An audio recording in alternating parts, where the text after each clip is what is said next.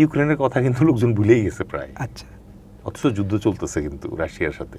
সুতরাং রাশিয়ার সাথে কিছু করলে পরে এখন যেহেতু আর মিডিয়া অ্যাটেনশন পাওয়া যায় না, এখন সে এইটার মানে মিডিয়া অ্যাটেনশন নেওয়া, আমার কাছে মনে হয় এটা মিডিয়া অ্যাটেনশন নেওয়া ছাড়া আর কোনো কিছু না। এই যে ইউক্রেন যে কাস্পিয়ান সাগরে ইরানের উপর হামলা চালালো এবং ইরানের একজন নাবিক মারা গেল, আরেকজন গুরুতর আশঙ্কাজনক অবস্থায় পৌঁছালো, ইরান এটা প্রতিবাদ জানালো, ইউরোপীয় ইউনিয়নকে বিচার দিল, জাতিসংঘকে বিচার দিল।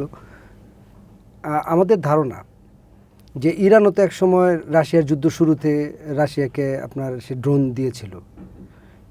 ইউক্রেন কি এই ফ্রন্টে যুক্ত হয়ে গেল কিনা নতুনভাবে?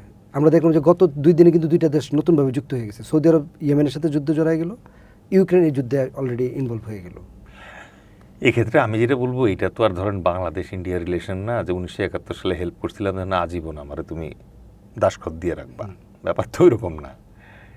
একটা ড্রোন দিয়ে একটা শিপের উপরে অ্যাটাক করলে পরে এটাতে কিছুই না। যুদ্ধের যে ওভারঅল থিয়েটার ম্যাট্রিক্স আছে, ওই ম্যাট্রিক্সে এই ঘটনা কোনো বিশেষ প্রভাব ফেলে না, নিন্দা দিবে।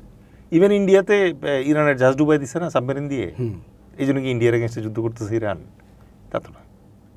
তো সেটা তো আমেরিকার সরাসরি যুক্ত ছিল, কিন্তু এখানে ইউক্রেন সরাসরি যুক্ত ছিল। এবং ইউক্রেনের প্রধানমন্ত্রী যখন বক্তব্য নিতে গেল, সে কিন্তু অ্যাগ্রেসিভলি সে বলতেছিল, ডাইরেক্ট সিএনএন আমি সেটা দেখেছি, যে আমাদের কাছে তথ্য আছে যে রাশিয়া থেকে ইরানের অনেক অস্ত্র যাচ্ছে এবং সেগুলা আমেরিকা এবং আমাদের মিত্রশক্তির পক্ষে ব্যবহৃত হচ্ছে, এই জন্য আমরা এটা করছি। মানে সে সাফাই গেতে চাইলো যে আমি যে আক্রমণ করছি এটার জন্য সরি টরি না, এটা ভুলবশত না, এটা আমি ইন্টেনশনালি টার্গেট করে আক্রমণটা করছি। সেটা সে করতেই পারে, তার ভেতর দিয়ে যখন গেছে এইটা। এবং এই জায়গায় আমি যেটা বলবো সেটা হচ্ছে যে ওই শেখ হাসিনার দেশে ফিরে আসা 16 ডিসেম্বরে, আচ্ছা, ওই রকম আর কি, যে আর কোনো পলিটিক্স পাইতেছে না, এইটা দিয়ে আলোচনায় থাকা।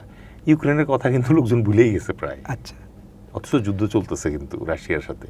সুতরাং রাশিয়ার সাথে কিছু করলে পরে এখন যেহেতু আর মিডিয়া অ্যাটেনশন পাওয়া যায় না, এখন সে এইটার মানে মিডিয়া অ্যাটেনশন নেওয়া, আমার কাছে মনে হয় এটা মিডিয়া অ্যাটেনশন নেওয়া ছাড়া আর কোনো কিছু না। কারণ হচ্ছে যে ধরেন অলওয়েজ একটা জিনিস মনে রাখবেন, এরকম কি হতে পারে, জড়ানো এরকম কি হতে পারে কিনা যে ট্রাম্প দেখলো যে তো ইউক্রেন এখন অনেকটা আপনার ড্রোনের উপর এক্সপার্ট হয়ে গেছে এবং সে ড্রোনের এবং ক্ষেপণাস্ত্র আক্রমণে কোনোভাবেই ইরানের সাথে পারতেছে না, সেখানে ইউক্রেনকে জড়াই দিচ্ছে কিনা, এবং সেখান থেকে ট্রাম্প প্যাট্রোনাইজ করলো যে না, ইউক্রেন যেহেতু ড্রোন এক্সপার্ট, ওরাও ড্রোন কাটা দিয়ে কাটা তোলার একটা চেষ্টা করতেছে কিনা।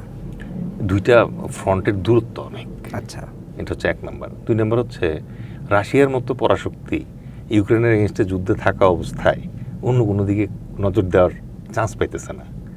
সেই জায়গায় ইউক্রেনের তো ওই সুযোগই নেই, ইউক্রেনের আসলে শক্তিই নেই।